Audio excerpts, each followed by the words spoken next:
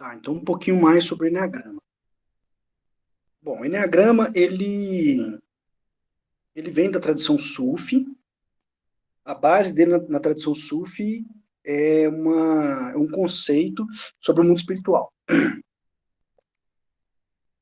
Só que Cláudio Naranjo, né, dentro de todo o estudo que ele fez e tudo, ele conseguiu fazer uma associação entre os traços de personalidade, os conjuntos neuróticos, com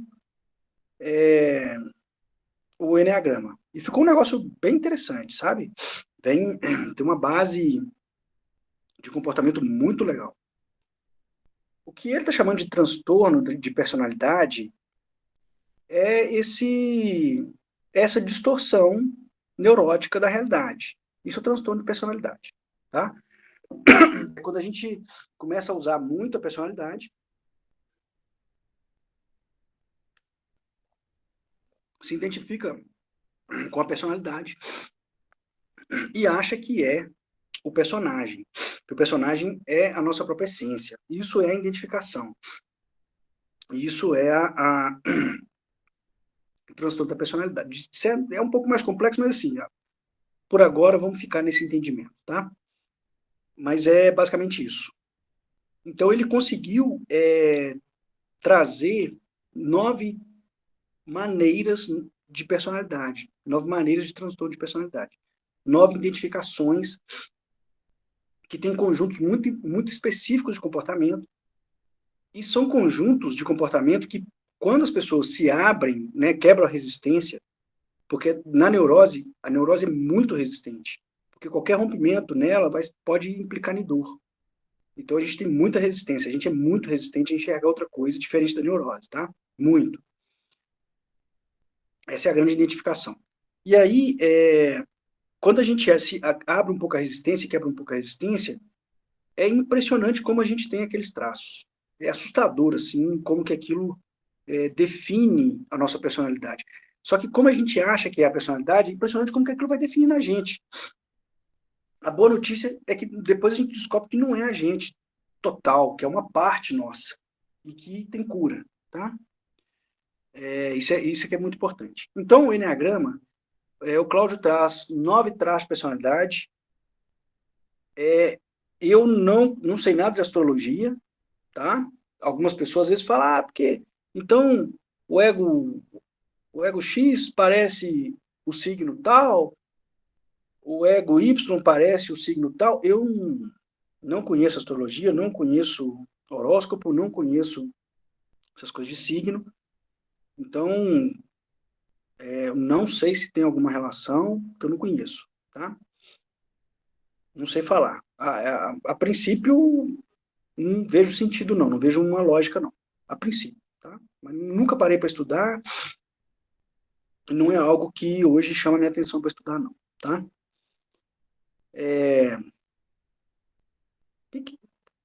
Na grama, de um modo geral. 9 traços de personalidade, a gente tem um, tá? Que é nosso. Muita gente pergunta assim, mas a gente muda de ego? Não. É o nosso. A gente vai morrer com o ego, tá? Tudo por causa dessa estruturação na infância, até os 7 anos de idade. E uma grande parcela com trilhamentos de memória. Depois eu vou gravar um vídeo sobre os trilhamentos de memória para explicar. Então a gente está sempre no nosso ego. Só que, como eles são fundamentados numa base social, e essa base é compartilhada por nós, em um momento ou outro, a gente acaba tendo algumas características de outros egos. Mas não quer dizer que é o nosso ego, não. Tá? Então, muitas vezes, um grande equívoco para compreender o nosso traço de personalidade é a gente ficar pegando as características e ficar falando assim, mas eu tenho tal coisa, então eu sou tal ego, mas eu tenho tal coisa. Isso leva a um equívoco muito grande de entendimento de qual que é o nosso traço de personalidade. Outra coisa que leva a uma grande distorção, uma grande dificuldade de entendimento. Esses testes de internet, tá? Sai fora disso. Não fiquem fazendo teste de internet. Eu não aconselho ficar buscando informação na internet. Tem muita distorção. O povo usou de uma maneira muito equivocada o Enneagrama que o Claudio trouxe. Então, vamos manter a fonte, tá? Foi o Claudio quem produziu todo esse conhecimento, vamos ficar com ele, tá?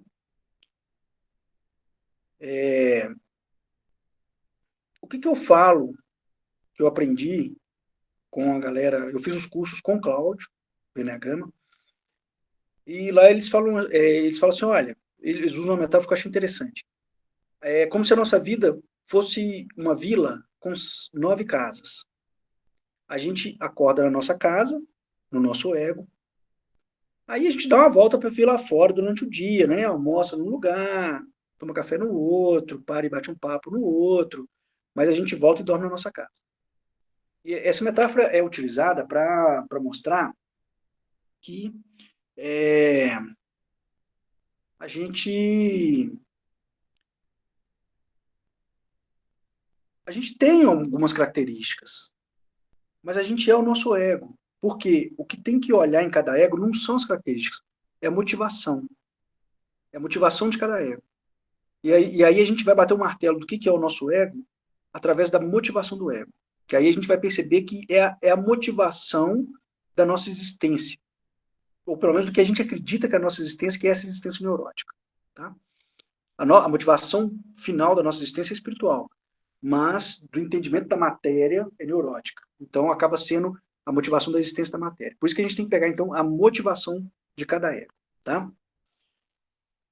O conjunto de características ajuda a gente a direcionar mais ou menos para onde a gente acha que qual ego que pode ser, né? Identificar qual ego. Mas aí a gente achando que é mais ou menos um ego, a gente tem que ir lá estudar ele, aprofundar e ver a motivação para daí bater o martelo e ter certeza, tá? Eu sugiro para você o seguinte, a partir do ponto de ter um ponto de partida. Eu vou abrir uma tela aqui.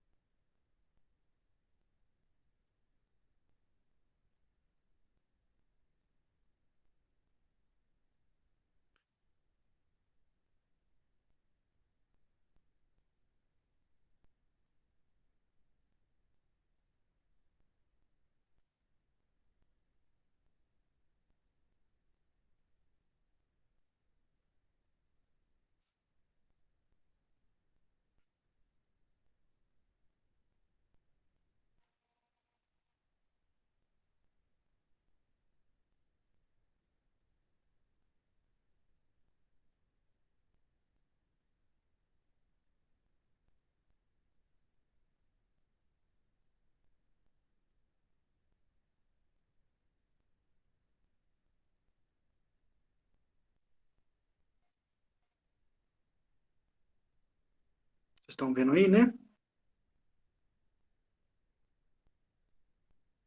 Vamos lá. Estão vendo? Alguém abre o microfone para mim e fala, por favor? Sim. Beleza. Bom, a gente tem a estrutura do Enneagrama, né? Tá no vídeo, então não vou prender muito nisso, tá?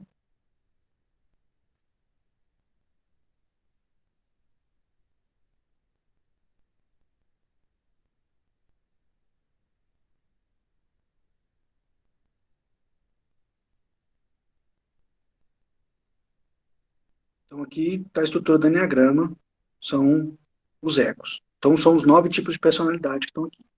Não vou voltar a falar sobre eles, está no vídeo, vocês assistem o vídeo, fica que a gente ganha um tempo. Ok. O que é a minha sugestão para vocês começarem a entender o traço de vocês? A gente tem três centros. São os 3 centros de inteligência do corpo, né? O emocional, o racional e o instinto. Então, a gente tem na tríade do instinto os egos 2, 3 e 4. Orgulho, vaidade e inveja. Olha, o Enneagrama são os 7 pecados capitais, tá? Acrescidos da vaidade e do medo, que não são pecados capitais. No vídeo está explicando isso. Então, por favor, assistam o vídeo. Então, a gente tem os 3 centros, emocional, racional e o instintivo. Na tríade emocional, a gente tem o orgulho, a vaidade e a inveja. Na tríade racional, a gente tem o 5, 6 e o 7, avareza, medo e gula. E na tríade do instinto, a gente tem o 8, 9 e 1, que é a luxúria, a preguiça e a ira. Então, se vocês têm uma base emocional de funcionamento, provavelmente vocês são ou 2, ou 3, ou 4. Se vocês são muito racionais, vocês são ou 5, ou 6, ou 7. Se vocês são motores, né, de muito fazer, são ou 8, ou 9, ou 1. O racional, tem muitas pessoas emocionais que eles preocupam, eles falam que são racionais, mas não são. Porque aí é o conceito do que é ser racional. O racional, ele opera numa lógica de causa e efeito o tempo inteiro. E o racional, ele pensa muito no futuro. Ele tem um aspecto muito forte de imaginação e de idealização. Então, o emocional, ele está sempre calculando o futuro, no medo de escassez, no medo de faltar. Então, os racionais, eles estão sempre dentro de uma lógica muito densa de explicação da realidade. Eles querem sempre uma explicação muito densa da realidade, entender de uma maneira muito densa a realidade. E sempre com muita imaginação, com muita fantasia, com muita explicação, com muita lógica de causa e efeito. Os emocionais, eles não conseguem fazer essa elaboração mental. E eles estão presos no passado.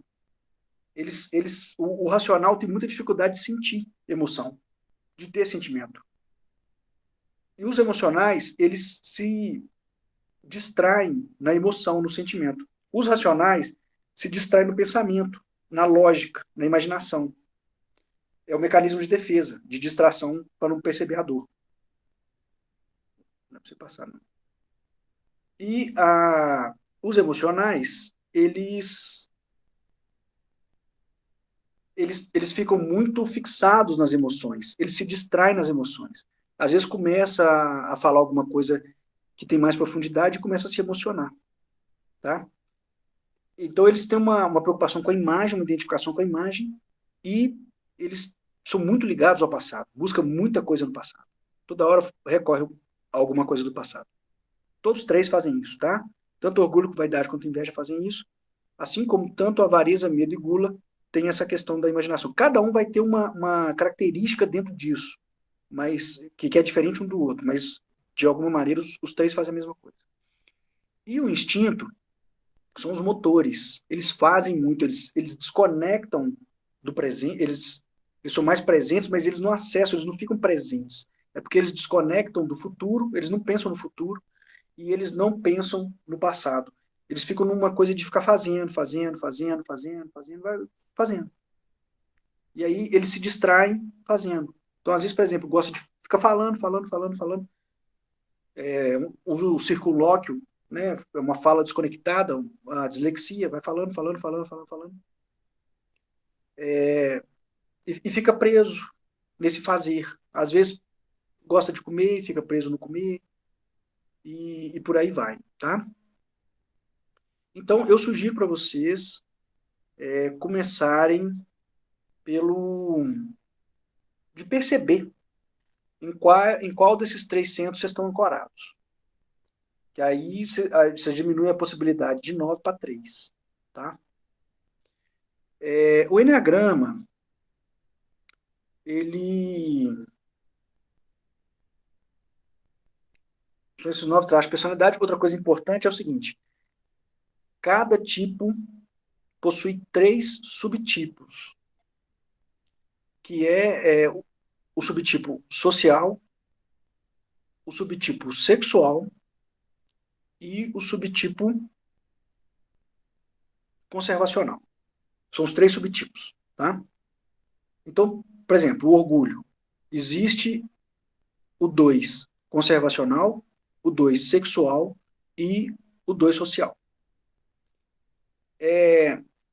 A gente tem um dos subtipos que é o mais forte. Esse não muda. Os outros, a gente tem os 3, todo mundo tem os 3. Só que os outros 2, tem épocas da vida que eles estão muito fortes, eles podem chegar até o mesmo nível daquele que é a nossa estrutura, e tem épocas na vida que eles estão baixinhos e atuando pouco. E eles vão trocando. Eu, por exemplo, eu sou, eu sou um 7 do subtipo social, sou um 7 social. Mas eu tenho épocas na minha vida que que eu tive muito no 7 conservacional, e teve épocas na minha vida que eu estava muito no 7 sexual. O social é aquele que tem um foco, uma preocupação com o social, com o meio social, com amigos, com as interações sociais, com os contatos sociais. O conservacional é aquele que tem uma preocupação com a conservação, com a sobrevivência. Então tem uma coisa com dinheiro, tem uma coisa com família, tem uma coisa com essa questão da sobrevivência, né? Com alimentação, é a conservação. E o sexual não tem a ver com sexo, tem a ver com parceiro, o parceiro e a parceira. Aí o sexual, então, tem um foco voltado para o outro no relacionamento, no relacionamento amoroso, né? O relacionamento afetivo de amizade é o social, tá? Então a definição é essa. Eu não vou entrar muito nos subtipos, não, porque aí a gente precisa de uma disciplina inteira só para isso, tá? E aí, se vocês quiserem, a gente pode depois fazer uma disciplina optativa só de ego, tá? Que aí a gente pode aprofundar nos egos e falar um monte de coisas sobre os egos, tá? Houve uma pergunta bem legal aqui. É...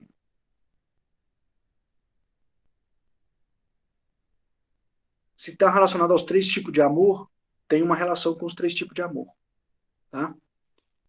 É o amor compassivo, né? Eu acho que é o ágape, o amor contemplativo e o amor, esqueci o outro, mas tem a ver com os 3 centros. O amor contemplativo é o racional. E o outro é o amor empático. O amor empático é o amor emocional, do centro emocional. E o outro é o amor do centro instintivo. Tá? Mas tem a ver com os 3 tipos de amor, sim. Quando é na disciplina específica dos egos, aí eu trago esses 3 tipos de amor e trabalho esses 3 tipos de amor, porque a gente tem tempo para poder trabalhar isso. Aqui nessa disciplina não dá tempo, porque eu primeiro tive que mostrar toda essa questão da neurose, do aspecto inconsciente, do imaginário, da autorregulação organísmica, né, dos mecanismos de defesa, para poder chegar nesses traços. Então eu precisei de toda essa base para vocês entenderem o traço. E aí, se vocês quiserem uma disciplina só de ego, a gente trabalha mais profundamente isso, tá? Bom, tem uma questão aqui falando assim, Alexandre, se eu não tenho um traço de personalidade, tipo, não sou extrovertida, eu posso criar esse traço? Olha, a questão é para quê, tá? Mas aqui não é um traço extrovertido ou introvertido, não. Isso aí o Jung até usou essa tipologia, mas não tem a ver com isso, não, tá? A gente vai ver que tem alguns traços, por exemplo, o 7, ele é muito extrovertido, principalmente o 7 sexual. Mas o 7 social, ele tem uma tendência a ser um pouco mais introvertido. A gente tem, por exemplo, o 2 sexual, que é muito extrovertido, e o 2 conservacional é mais introvertido. O O 3, às vezes, tem uma tendência a ser mais introvertido, mas o 3 social é mais extrovertido, né? Social, mais para fora. O 4 tem uma tendência a ser mais introvertido. O 5 é muito introvertido, muito difícil de ser extrovertido.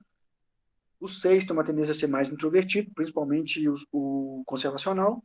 Então, essa característica, introversão ou extroversão, está relacionado, são características de cada traço. Tá? Só para vocês entenderem um pouco o traço.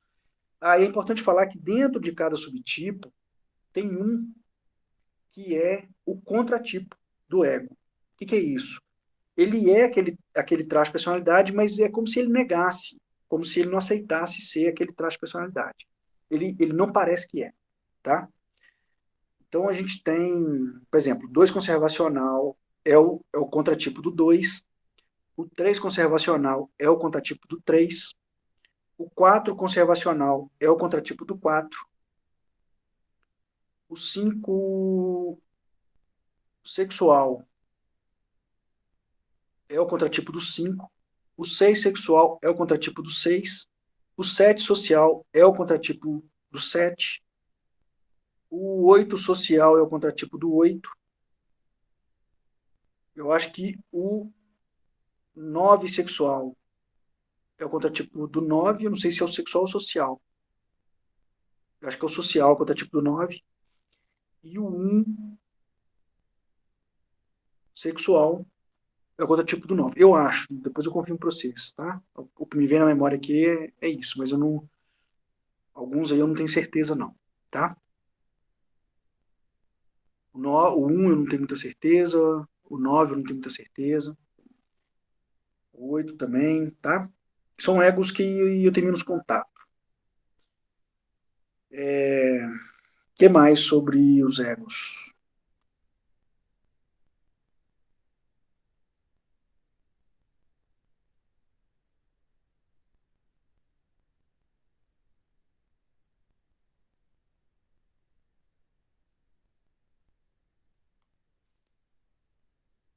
Bom, aí essa questão, né? A Albertina fez uma pergunta, eu não sei se respondeu, mas é isso, né? A gente transita, dentro do próprio ego, a gente transita entre o social, o conservacional e o sexual. Mas tem um que é a nossa base, que é o mais forte, que é o nossa âncora. E aí os outros dois a gente Professor, fica um pouco entre lá e cá. Mas a gente dá uma voltinha nos 3, dentro do próprio ego. Sim, Albertina? professor.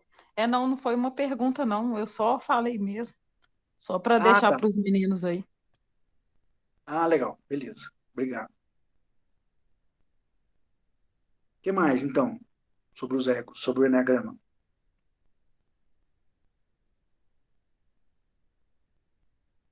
São modelos neuróticos, então trazem um resumo, né, neurótico, que depois vale a pena a gente aprofundar sobre isso. Optativa interessante, é bem legal. É uma disciplina que eu gosto muito, porque aí traz muita coisa, aí a gente consegue entrar nos subtipos e entender bem.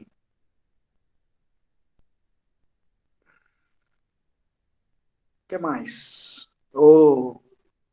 Depois você vai entender essa barganha que você fez aí, viu, Paulo? Não vou falar qual que é o traço que faz isso, não.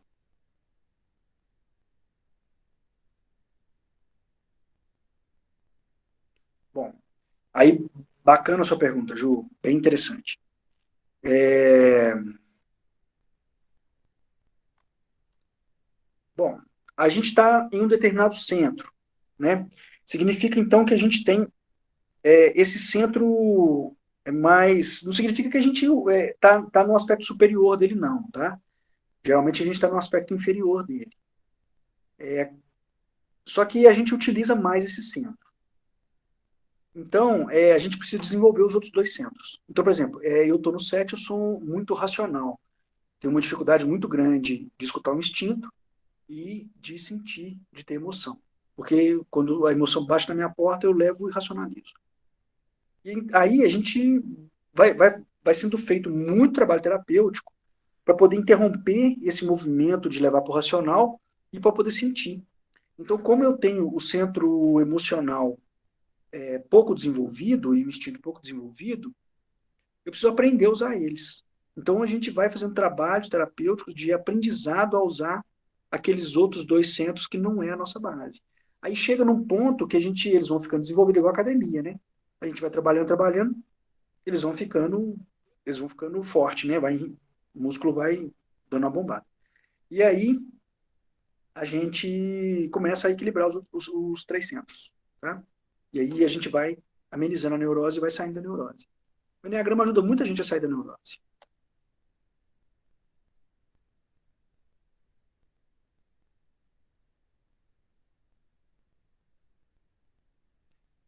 Olha, o Paulo fez uma pergunta legal aqui. Se existe algum benefício em desenvolver melhor algum desses egos? Pelo menos, por exemplo, se descobrir ser da gula e usar isso de forma positiva. Não tem um ego que é melhor que o outro, tá? Cada um, bom que essa pergunta sua me lembrou umas coisas. Cada um sofre com o que tem, porque cada ego é uma maneira de distorcer a realidade, de colocar a gente numa ilusão. Então não tem um que é pior do que o outro. É ruim igual para todo mundo, tá? Só que os egos, eles são grandes virtudes. O problema é que a gente exagera no uso deles. Então, por exemplo, o um tem uma base de perfeccionismo, se acha muito perfeito. Tem um padrão moral muito forte, só que acaba sendo rígido. Agora, se a gente fosse todo mundo mais ego 1, a gente teria uma base moral mais forte. E moral para o brasileiro é coisa que o brasileiro nem sabe o que é, né? Então, por exemplo, se a gente tivesse mais a base do um, a gente não teria corrupção no Brasil. O 2, ele tem uma alegria muito grande, tem uma espontaneidade alegre, consegue ser muito alegre. Então, se a gente tivesse mais do ego 2, a gente seria mais feliz, seria mais alegre. O 3 tem uma capacidade muito grande de perceber o todo, de entrar no todo e de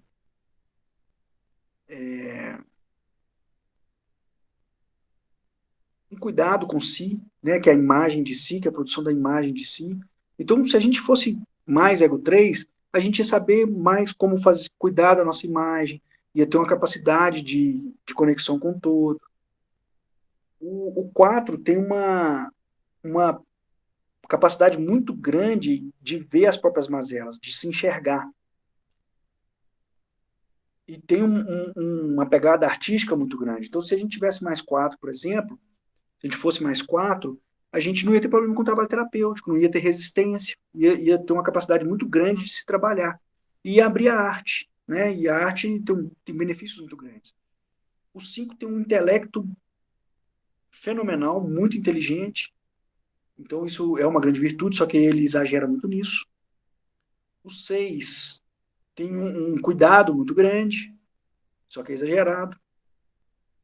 O 7 tem uma capacidade de otimismo e uma capacidade de ser feliz e de entrar em êxtase. Então, se o mundo fosse mais 7, o mundo seria mais feliz, a gente viveria êxtase. O 8 tem uma capacidade enorme de buscar aquilo que quer. Isso é algo muito importante para a gente, de um modo geral, ir atrás, né? Que a gente é muito parado, muito anestesiado com as coisas. E o 9 sabe entrar em paz e harmonia. Então vocês podem perceber que cada um tem uma grande virtude que, se a gente tivesse esse todo, a gente iluminaria, né? Chegaria próximo da iluminação. Então, mas não tem jeito de fazer isso, né? E não tem um ego melhor que o outro. Então, o que a gente precisa fazer? A gente tem o nosso ego e tem determinados momentos que a gente pode deixar o ego agir pela gente. Colocar o ego para trabalhar a favor. A gente não vai acabar com o ego, não tem como matar o ego. Tá? Então a gente viu isso, né, com Carl Rogers, né? Não tem jeito de matar o ego, a gente tem que integrar.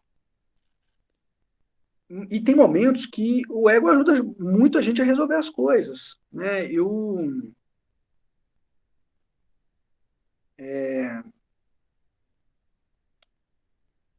fui fazer uma obra que chegou num ponto que se eu não jogasse meu ego na obra, ela não ia acabar. Ele embolou tudo, aí que eu peguei e fiz, joguei o 7. Depois vocês vão entender o que é o 7, e aí vocês vão perceber como que o 7 lida fácil com isso. Então eu peguei, botei o 7 para fora e botei o ego para atuar. E coloquei o ego para trabalhar. Então é saber usar o ego com sabedoria, né? Utilizar o ego a favor.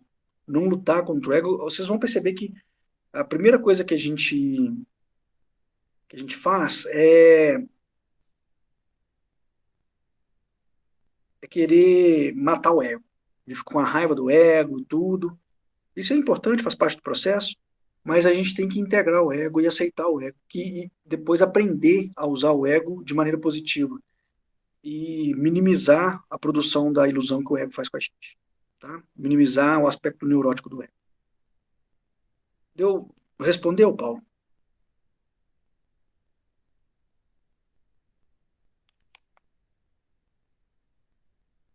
Paulo? Oi, respondeu sim. Respondeu? Sim. Beleza. Bom que você me lembrou de umas coisas que precisava falar. Tem essa brincadeira aí dos países com os egos. É, eu acho que o Japão estaria mais para um ego 5, tá? Talvez a Inglaterra esteja mais para um ego 1, um comportamento parecido com um ego 1. Brasil provavelmente tem as características de um ego 7. Alemanha tem as características de um ego 6. Estados Unidos, as características de um ego 3. São as brincadeiras que a gente faz, né?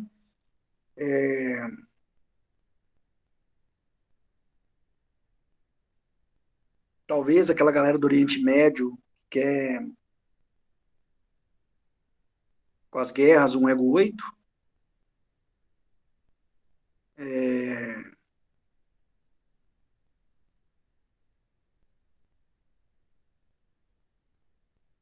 deixa eu ver o que mais. Talvez alguns países da América Latina, um povo mais sofrido, um ego 4. Mas enfim, né, são as brincadeiras que a gente vai fazendo em relação aos egos, mas é tudo brincadeira. Tem um. Tá bom. O que mais sobre Enneagrama?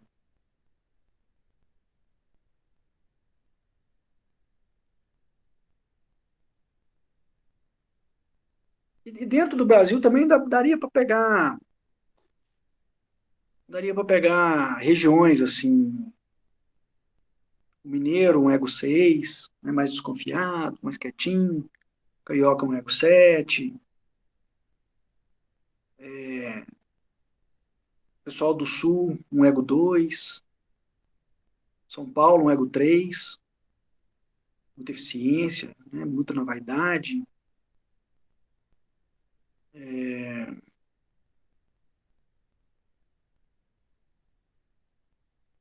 Bahia, um ego 9.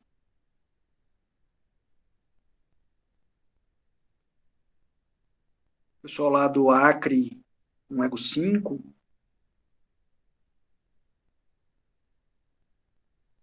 Pessoal do Sertão, talvez um ego 4. Mas eu acho que no Brasil só não tem ego 1.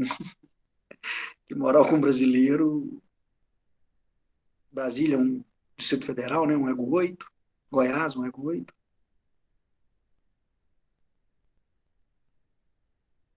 Não, na hora que vocês entenderem, se tá falando que Bahia foi para não perder a piada, né? Não. Na hora que vocês lerem o ego 9, vocês vão entender. Tem um, parece mesmo. Que é muito anestesiado, né? Ok. Mais alguma coisa, pessoal, sobre o Enneagrama? Eu acho importante vocês perguntarem, porque depois a gente não vai ter muito tempo, né, para pergunta. Nós vamos ver 2 egos a cada aula. Então, o tempo vai ser corrido. A gente já não tem muitas aulas pela frente mais, né? A gente deve ter talvez umas 4 ou 5 aulas só. Não vai dar tempo de ficar falando muito sobre o Eneagrama. É importante vocês perguntarem, tá? A disciplina está bem corrida, tem muita informação, então acho que tem muita informação ficando para trás. É importante vocês perguntarem, porque o volume de texto eu sei que tá grande, por isso que se eu fosse pegar da maneira como precisa, teria que ser mais texto, e eu tirei um pouco os textos, tá? Então, é importante vocês perguntarem, tá? Eu não tenho como adivinhar, né? O que vocês estão indo. Sim, o racional fica muito na imaginação. Imagina muitas coisas, tá? Então, muita imaginação. Tá, se vocês tiverem dúvida, a gente pode ir batendo papo no WhatsApp, no grupo de WhatsApp, tá? Tem uma pergunta aqui. Ah, legal, a pergunta do Lucas é muito boa. Você acha que a gente vai identificar nosso ego de cara nas aulas? Olha, vai depender da resistência e da abertura de vocês, tá? A gente tem uma tendência a ser muito resistente. Então, vocês podem observar. Se vocês não identificaram o ego de vocês, é porque vocês estão resistentes e não querem ver, tá? É muito comum também a gente se colocar em outro ego, que aí isso é um mecanismo de defesa. A gente fala o que a gente não é, se identifica com o que a gente não é, para não correr o risco de enxergar o que a gente é. É um mecanismo de defesa. Tá? Então, é muito comum. Se vocês não identificarem, provavelmente eu começaria pela resistência, porque vocês estão resistentes e não estão querendo ver. Porque é um mapa bem interessante, assim, é impressionante como que descreve a gente, tá? Então, se vocês não conseguirem identificar, é porque está travado, não quer ver, eu suponho, né?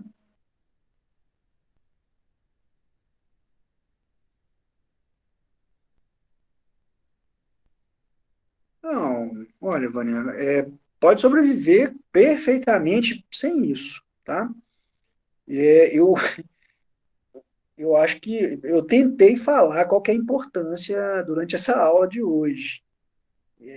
Não sei se eu fui claro, mas a importância que eu vejo é a libertação. É a verdade que vos libertará. A vantagem, a relevância que eu vejo de identificar o nosso ego é porque essa identificação é um atalho para trabalhar a neurose, para resolver a neurose, né? Lembrando aquela questão da esqueci o termo lá, daquele tecido que, que dá sobre o self, né? A neurose enquanto tecido, e que não deixa a gente atuar na essência, né? Então, eu, a relevância que eu vejo é que a gente, através do Eneagrama, tem uma grande possibilidade de trabalhar a neurose. Trabalhando a neurose, a gente deixa, a gente vai para a essência, e aí a vida decola. Aí a vida melhora muito. As coisas começam a dar muito certo, a gente consegue começar a resolver de verdade os problemas, e caminha para o mundo espiritual, que é o que nós estamos aqui fazendo. Né? Eu vejo, no final das contas, que o Enneagrama é um caminho de voltar para casa. O Enneagrama é o mapa de ir embora para casa. Então, o Enneagrama tem uma função espiritual muito forte. Foi produzido para isso, foi criado para isso. O desenho, né? Então, eu acho que o Enneagrama ele tem uma função espiritual muito forte. Estudar o Enneagrama, entender o Enneagrama, entender quem somos, é um mapa para ir embora. Embora no sentido de encontrar, de seguir, de ir para onde temos que ir, de subir o topo da montanha, né? Estamos aqui para espiritualizar, para entender, e o Enneagrama vai ajudar a gente nisso. E de quebra, a vida vai melhorar pra caramba. A vida vai ficar muito mais fácil, muito mais leve. Para mim, essa é a grande relevância. Pelo menos, isso é o que eu vejo que acontece na minha vida. E de algumas pessoas que, ao meu redor que estão nesse caminho comigo.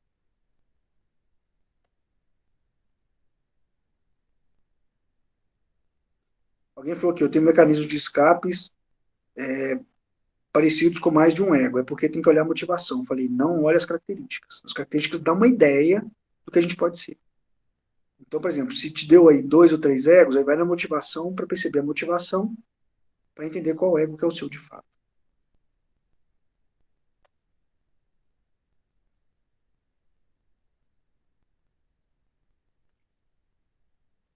Ok, pessoal? Algo mais? Ô, Lucas, a sua pergunta forçou um pouquinho a barra, tá? Eu não vou nem entrar. Tu falou forçou a barra porque você escreveu, né? Tá? Tô só usando as suas palavras, tá?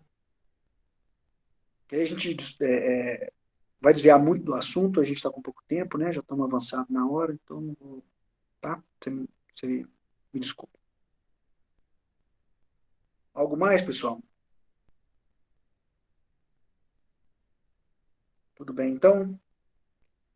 Então tá bom. Professor, Sim, sim. só uma pergunta rapidinho, finalizar. E quando a pessoa Não, não se você quiser consegue se fazer pergunta, identificar com pode nenhum? fazer. Oi? Se a pessoa não conseguir se identificar com olha o enneagrama assim e fala assim, nada disso faz parte de mim. Como é que se trabalha com isso? É resistência, né, Paulo? Resistência. Eu acredito que seja, né? Aí é aquilo que, dentro do que a gente vem estudando, é a cegueira. É a cegueira.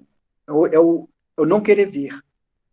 E quando uma pessoa não quer ver, a gente tem que respeitar. Não pode forçar a barra, não. Deixa a pessoa ficar onde ela quer ficar. Eu sempre falo assim, olha, se a vida tá boa, as coisas estão tão tranquilas para você, tudo bem, fica onde está, não precisa sair do lugar, tá? Então, para quem não quer ver, a gente não pode forçar a barra.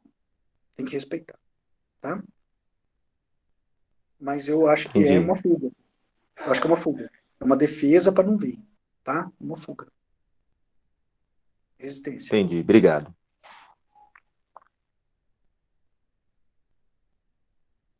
Ok? Algo mais, pessoal? Ah, uma coisa que é importante para a gente finalizar.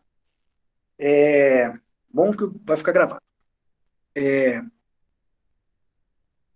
Vou pedir encarecidamente para não saírem apontando a metralhadora do Enneagrama e numerando todo mundo para rua fora, tá?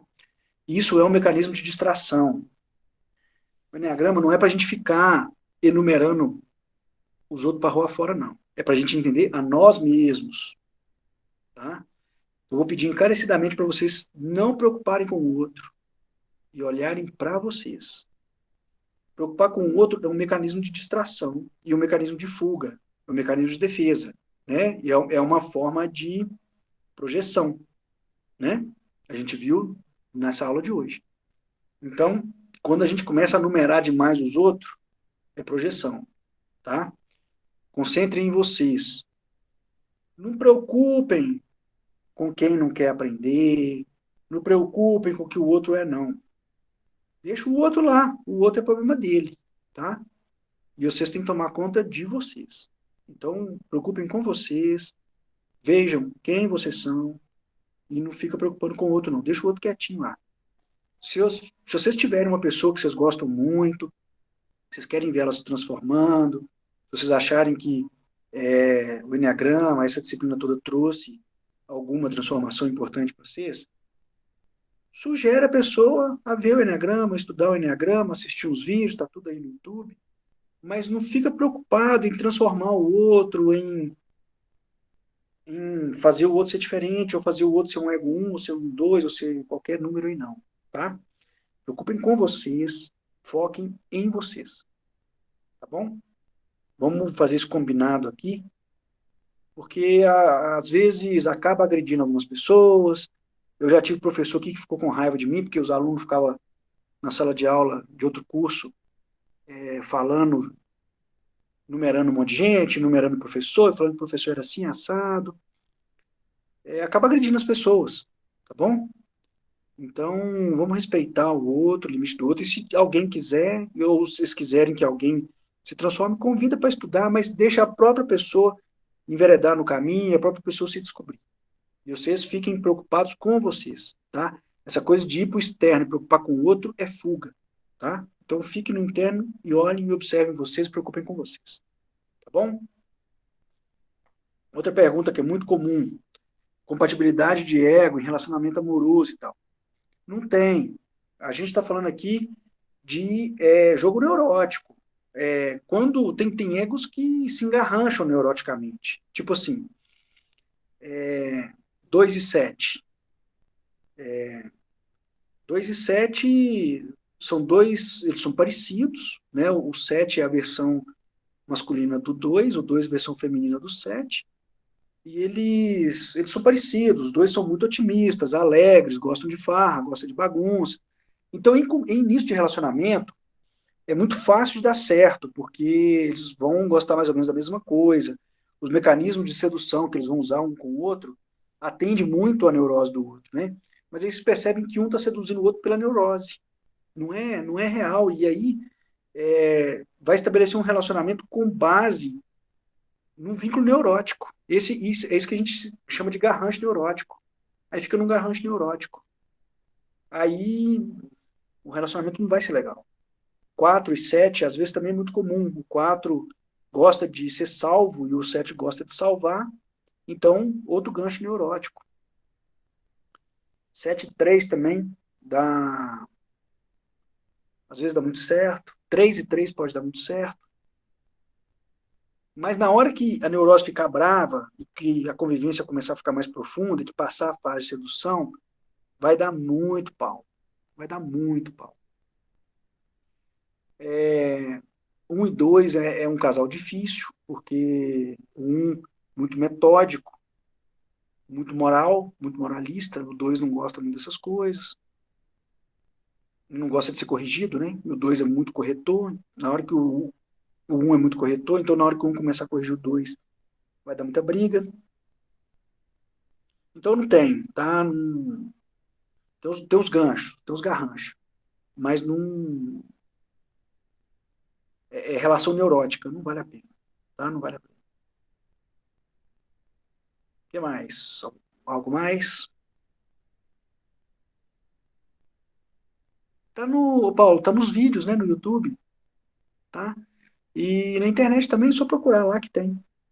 Aí vocês podem procurar uma que seja mais agradável para vocês. Mas tem muito lá, tá? Inclusive tem umas que tem os personagens, uma caricatura dos personagens. Aí é legal, ainda faz uma brincadeira, ainda faz uma caricatura, tá? Olha, tome muito cuidado com... Tem uns perfis aí de Eneagrama que faz umas sátiras com os traços. Agora que vocês estão começando, eu sugiro até não acessar esse tipo de coisa, porque vai confundir a cabeça, tá?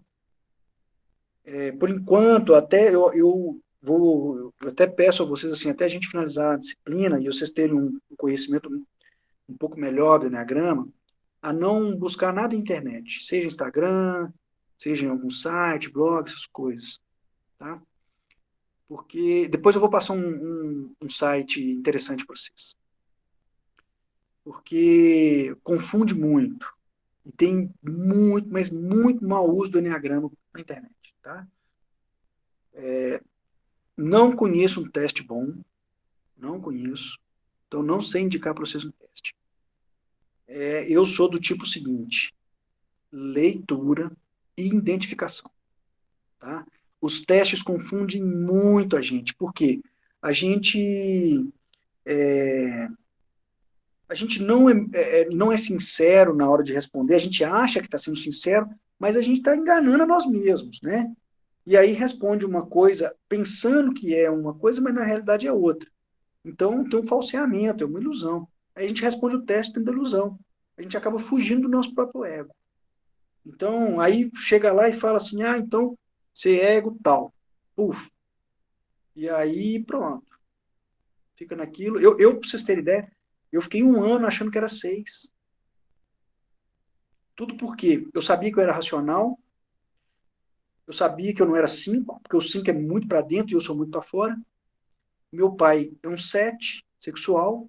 Na época eu não aceitava ser igual a ele, sobrou 6. Então, e aí ia fazer teste, eu mesmo já direcionava inconscientemente para dar o resultado. Fiquei 1 ano achando que era ego 6, tá? Então, evitem essas coisas agora.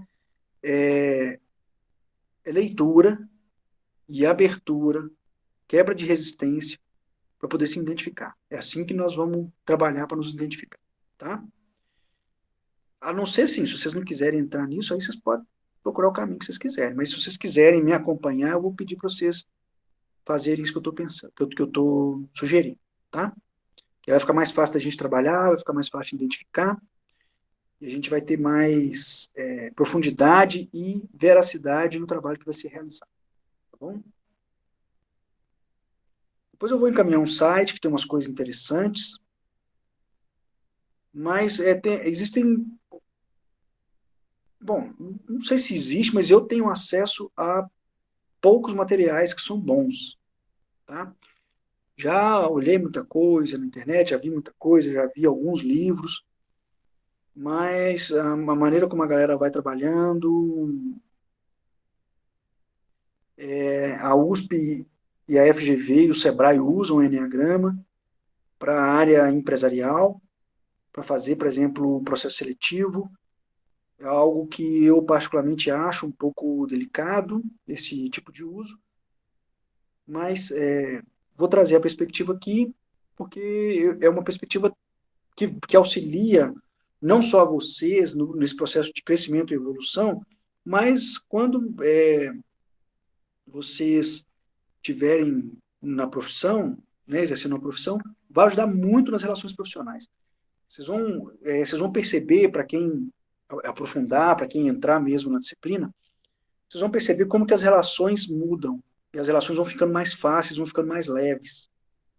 Porque a gente vai entendendo mais o outro. Mas aí não é ficar julgando o outro e numerando o outro, não.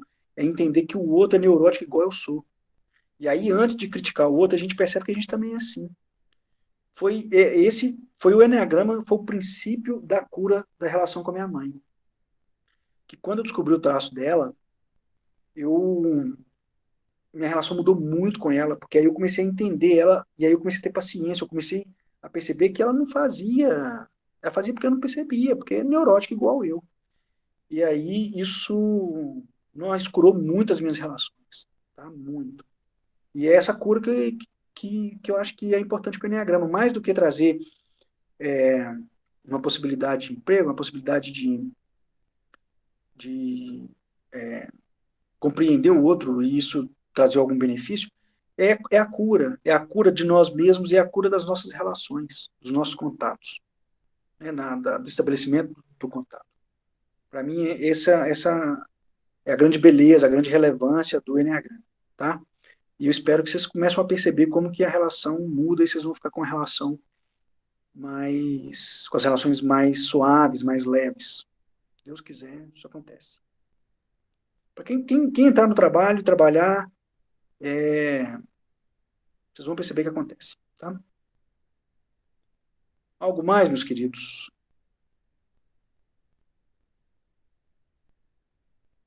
Ok? Então tá bom. Gratidão mais uma vez. As aulas a gente continua, tá? Eu não vou parar. Eu tinha tirado as férias para viajar, mas não vou mais, tá? Por causa da pandemia. Então, eu vou continuar dando aula, tá? Então tá bom. Muito obrigado mais uma vez. Boa noite. Fiquem com Deus.